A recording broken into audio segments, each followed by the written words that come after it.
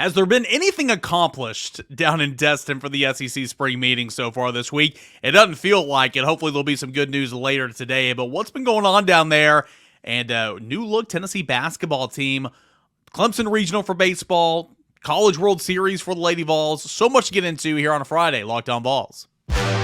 You are Locked On Vols, your daily podcast on the Tennessee Volunteers. Part of the Locked On Podcast Network, your team every day.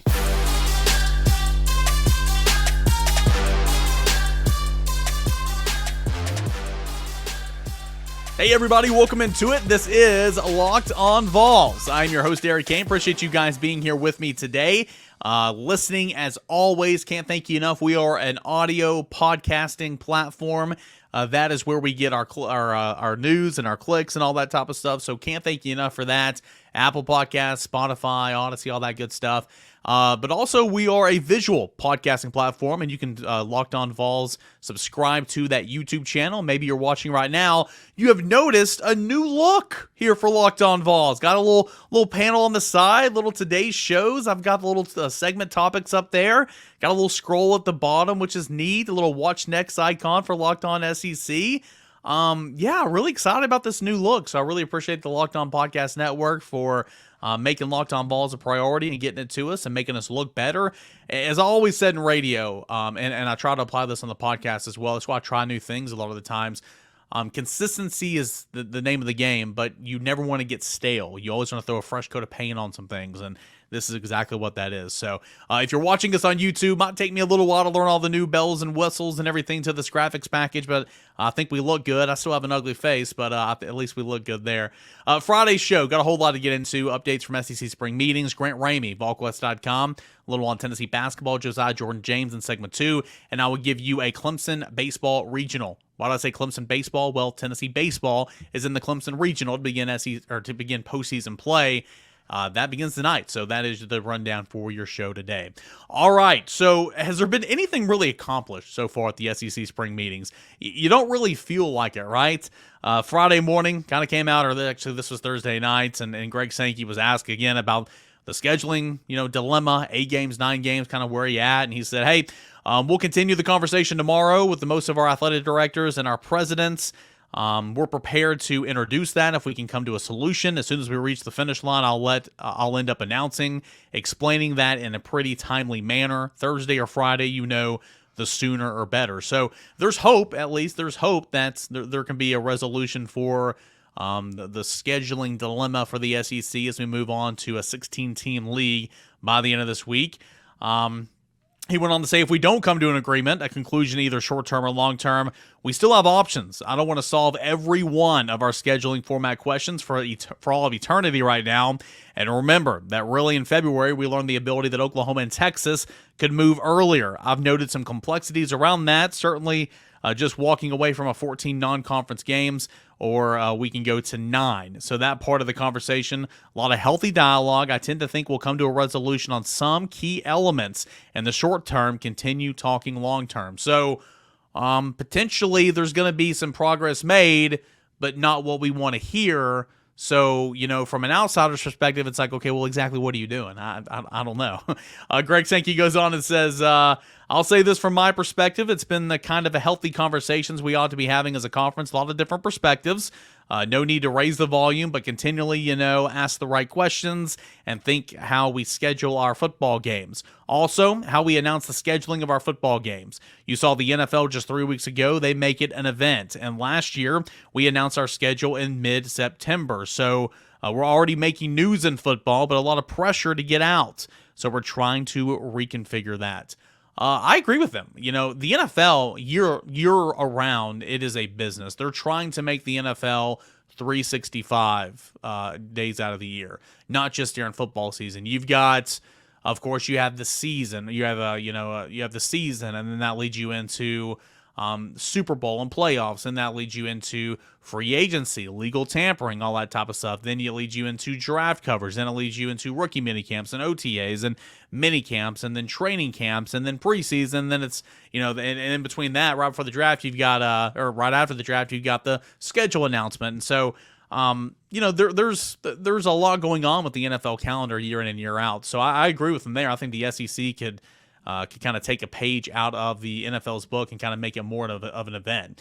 Josh Heupel took to reporters, took to the microphone, took to the cameras on Wednesday down in the SEC spring meetings. Of course, he was asked about the scheduling changes.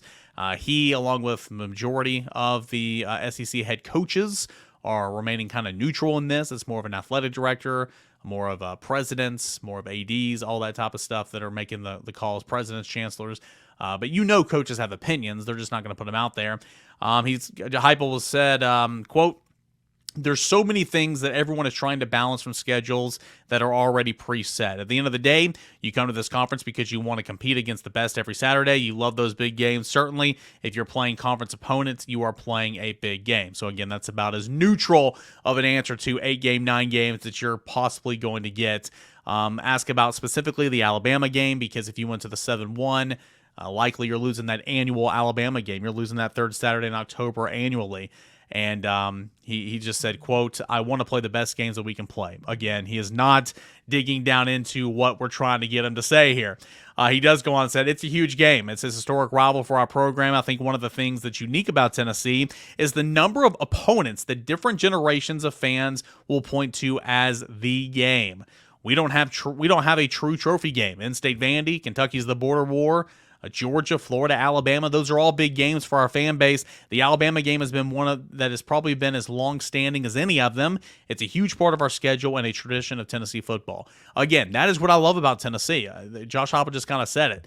Depending on who you ask, my demo hates Florida because I grew up seeing Florida kick Tennessee's ass all the time, outside of a couple big games, right? And it irked me.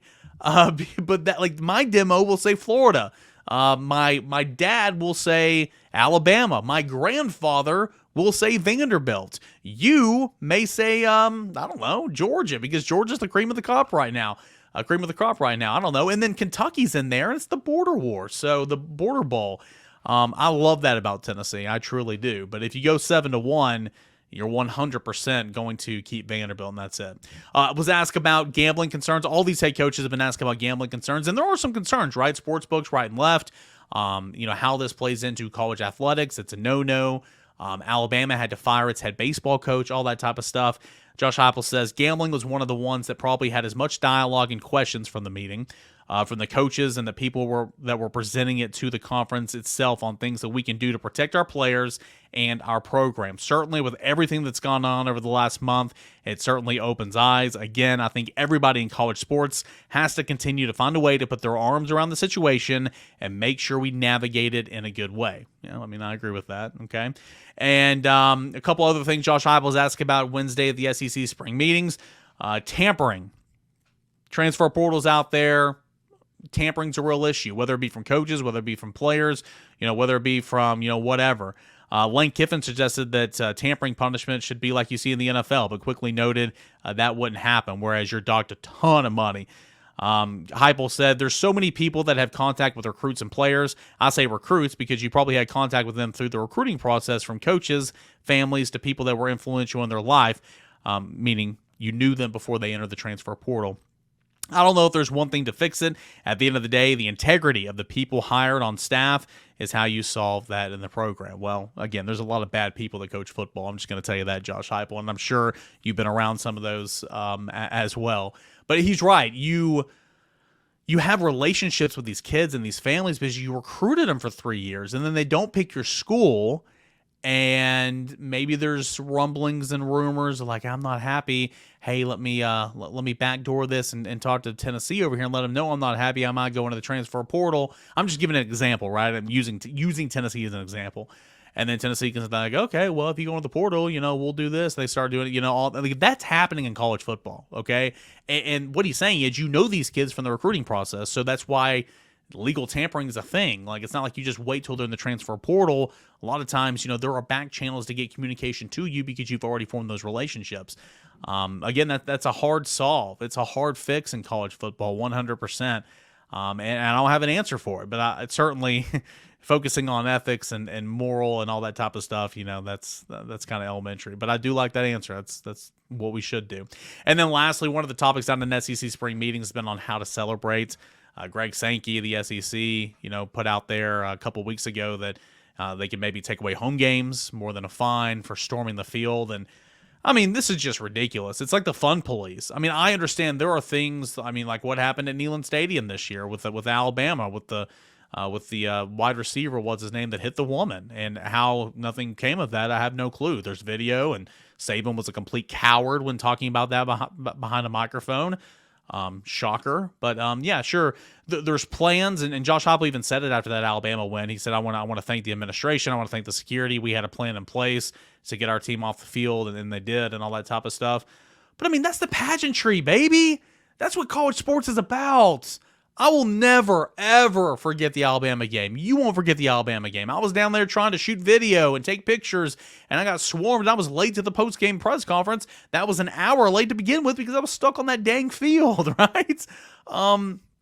It's beautiful. It was. I mean, that is what makes college football what it is. That is what separates college football from the NFL. Okay, and you don't want to lose that. You don't. So, I mean, I don't know why you're talking about it. Fun police, SEC, Greg Sankey. I mean, just get out of here. Nobody cares about that. But when asked about it, Josh Heupel said this: I think the dialogue around here is how do we keep fans, players, staff safe, and is a real one. He said we need to navigate the space. I think there's a double-edged sword there. If you try to stop everybody from storming the field, there is a safety issue there too. 100%. He's right about that. How do we keep everyone safe before, during, and after the game? Certainly the pageantry, the passion. That is college football, is also what makes it college football. And that's kind of how he ends on that. We will see what comes of the SEC spring meetings. The big topic, 8 games or 9 games, the future schedule of the SEC. Will we have an answer the next time we talk on Monday? I hope so, and we will hopefully find out right here on Locked On Vols. And, of course, we'll talk about it, and we'll bring you up to we'll bring you all the information we can after the SEC spring meetings wraps up, and anything else that comes out here on a Friday. Hey, coming up next right here on Locked On Vols, Grant Ramey, my buddy, my colleague over at VolQuest.com. He's going to join us to talk about Josiah-Jordan James returning, all that and more. That's coming up next right here on Locked On Vols. But hey, guys, I'll remind you about a proud sponsor of the show. That is FanDuel Sportsbook. New customers can get a no-sweat first bet up to $2,500. That is $2,500 if your bonus bet's back if they doesn't win. Great promotions every single day at FanDuel Sportsbook. It's on the safe and secure, easy-to-use apps where you get your winnings instantly. You don't have to wait around until the end of the week, the end of the month, whatever the case may be. You get those winnings instantly, and that's all at FanDuel Sportsbook. No better place to bet on all the playoff action of the NBA than over at America's #1 sportsbook.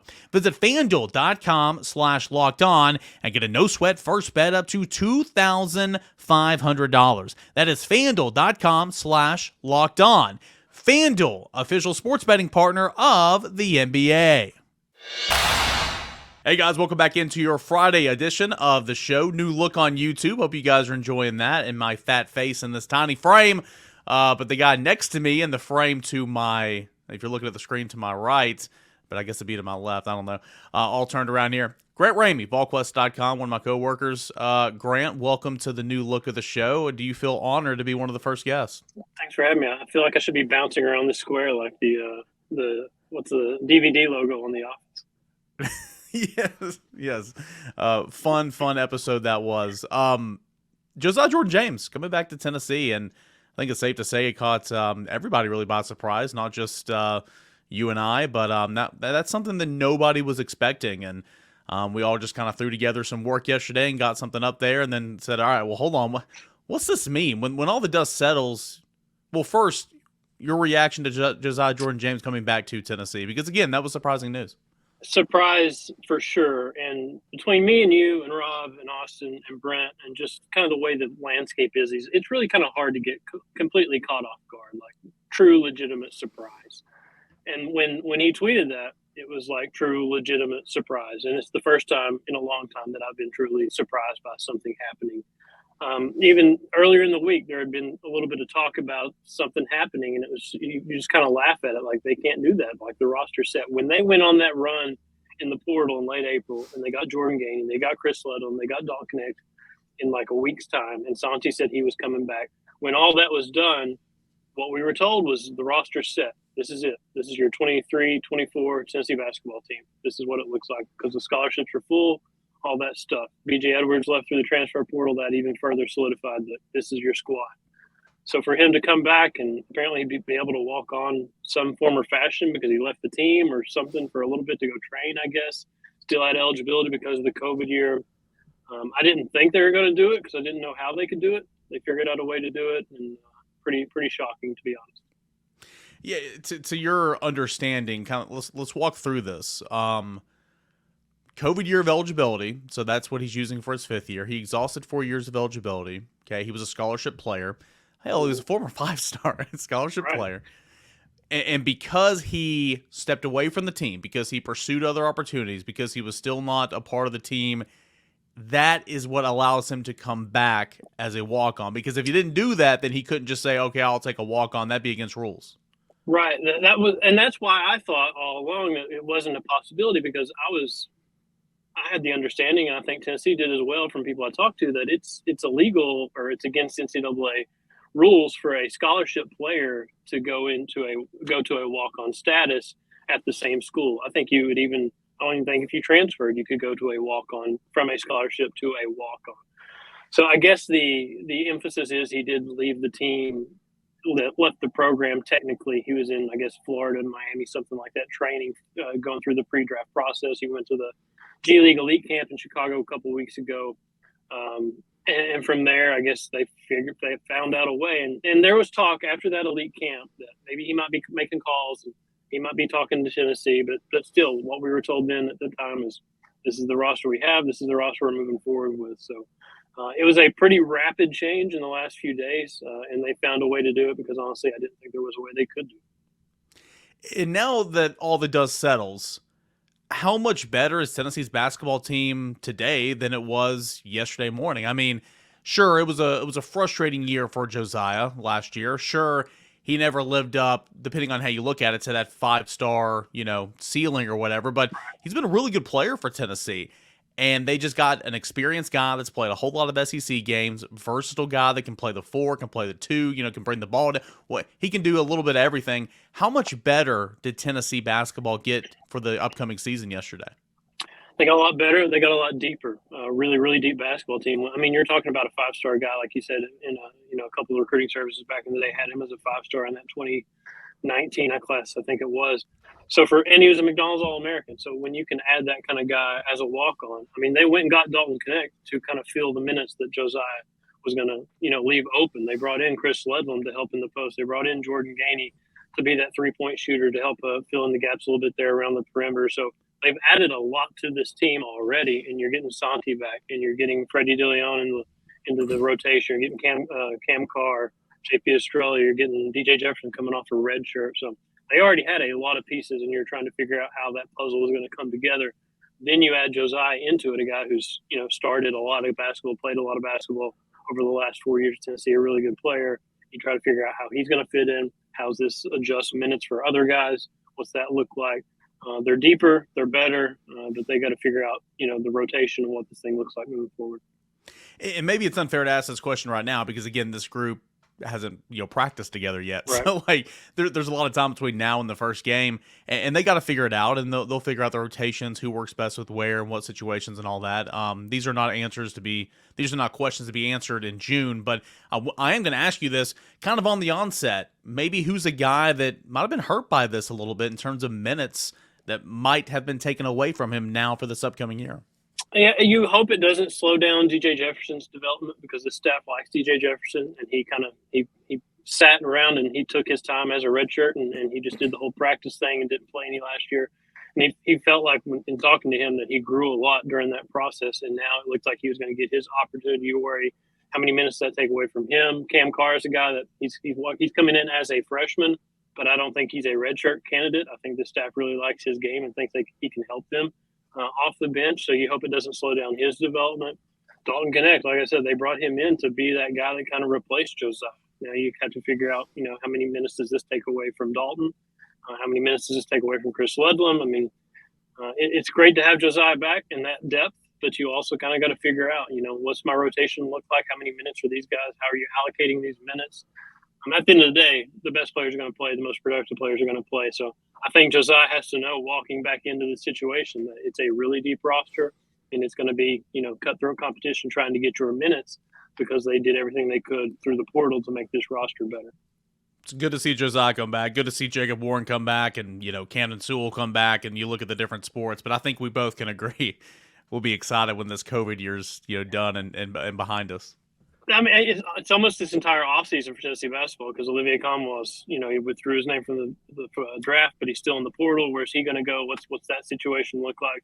Uroš Plazic, you're wondering what he's going to do until he finally did something, announced something, I guess. And Josiah, this is all my fault because I was stupid enough to leave the house on May 31st. Well, I should have known better on NBA draft deadline day. As soon as I leave the house, all this stuff starts happening. Julian pulls his name out, stays in the draft. Olivier pulls his name out. Josiah pulls his name out, says he's coming back. So that all happened because I left the house. That was my fault. It's how it always happens. I, covered 55 baseball games this year. I'll leave for game 56 and 57, and Tennessee's best hitter gets hurt. So that's just literally how it always happens. Last question. What's this mean for Josiah? Promising guy. A couple years ago, I thought that he was definitely a draftable player in terms of everything that he can do and there's value, defense, all that. Went through the process, didn't get back the feedback that he wants after 4 years. Coming back to college for a fifth year, professionally, making money playing this sport. What does this maybe signal for Josiah-Jordan James? With Josiah, he has a unique perspective because he has an older brother that played overseas and had a pretty solid overseas career. So he's got a different look at that lifestyle, and he knows all about it from his brother. And I'm sure his brother is somebody that he talks to heavily through this process and figure out what he wants to do next.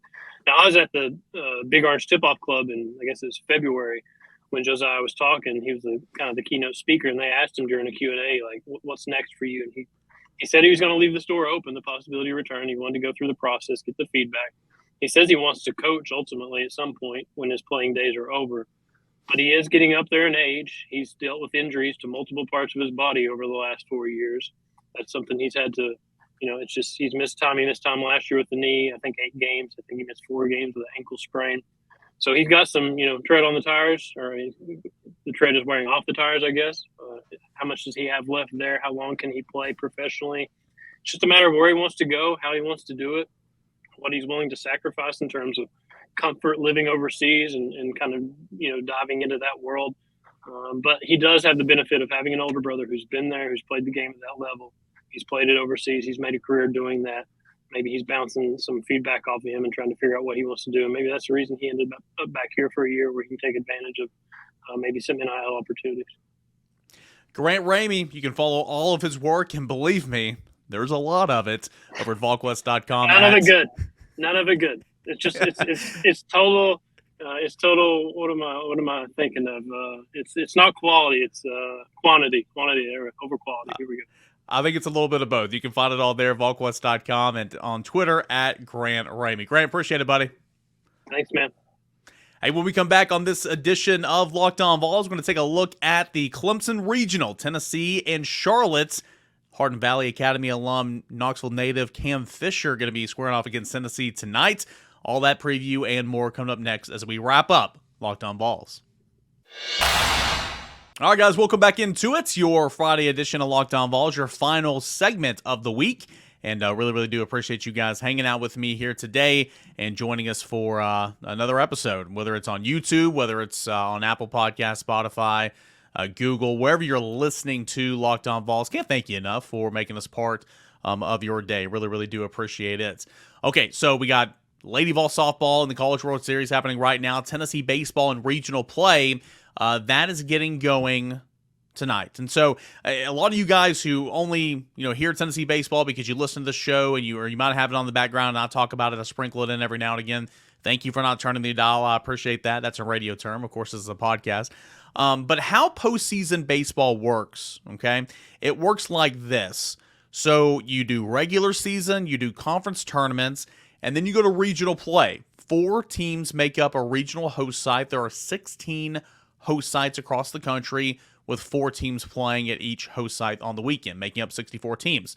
All right, it is double elimination, if there's a chance for the team to win 3 straight games and win the whole thing, or excuse me, you can find yourself in the losers bracket and battle it out and win it on Monday. So it can go 3 to 4 games, but it's double elimination, and one team will advance on from regional play. So there are 16 regional host sites. Okay, each regional host site is paired with another regional host site, and what happens is the champion of this regional and the champion of the regional that it's paired with will meet in super regionals, and you will play a best of a 3-game series the following weekend.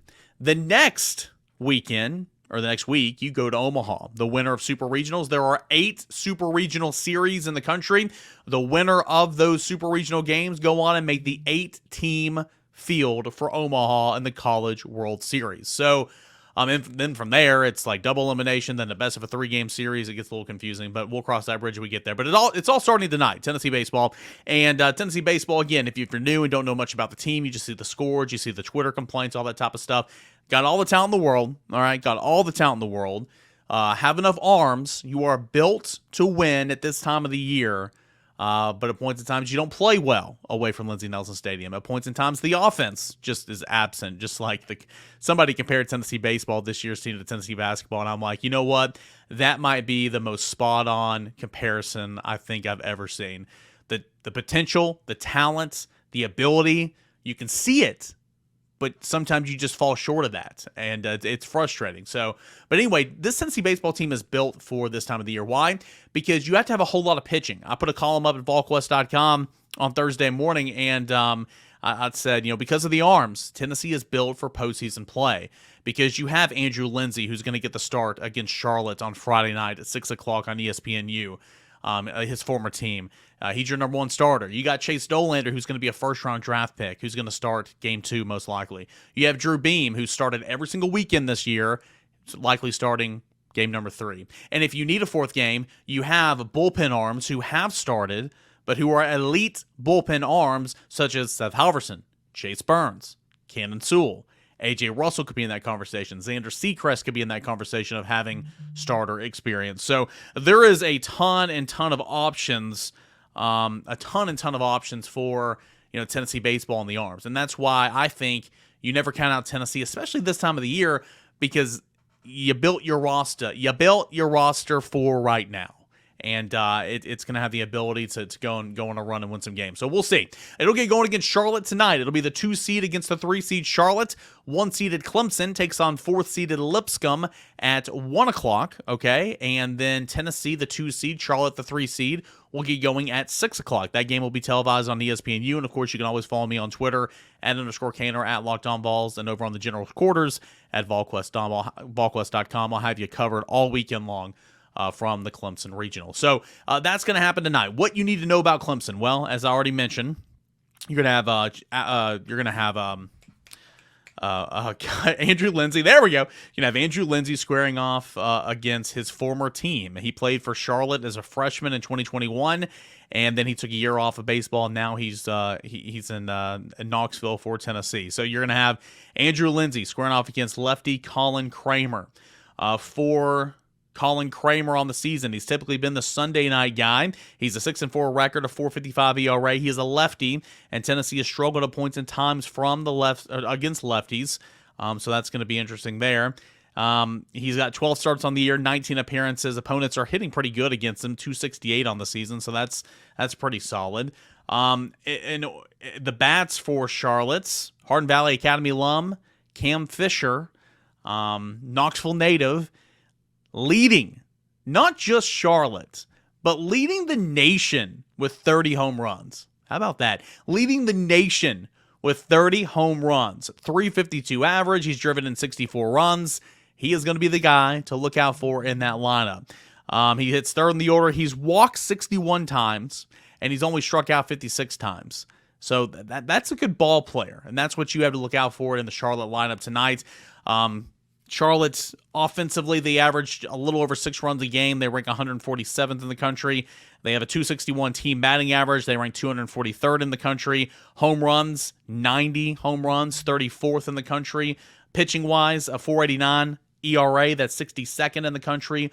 Runs per game given up on the mound, a little over 5. That's 52nd in the country. And how they got to the postseason play, well, Charlotte's won the conference tournament. Conference USA is a 3 seed, had the 46th strength of schedule, 67th RPI, but they punched their ticket because they won the Conference USA tournament. What about Clemson? Potential Saturday night matchup for Tennessee would be Clemson if they handle business against Lipscomb. Clemson's a good ball club, 43-17. They won the ACC tournament as a 2 seed. They have the 6th toughest RPI, the 6th toughest strength of schedule, and they're one of the hottest teams in the country. They had a turnaround, much like Tennessee, and they've been really, really good here the last 2 months of the season. Offensively, they're okay. They're more station-to-station team. The power numbers are not there. 59 homers. That ranks 146th in the country. But they have a team batting average at 305, which is really solid. That's top 26 in the country.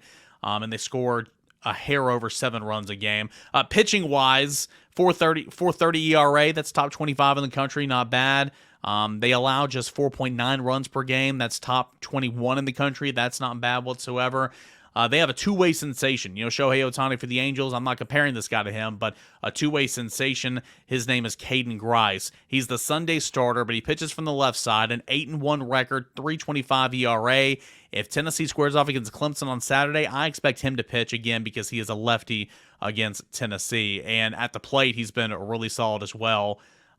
He's the power source. 16 home runs, 63 RBI on the season. And, he's a guy to look out for. Only 2 players have got double-digit home runs for Clemson this year, Caden Grice and Billy Amick, who has 12 home runs. Leadoff hitter, ACC Freshman of the Year, Cam Canarialala. I think that's his name.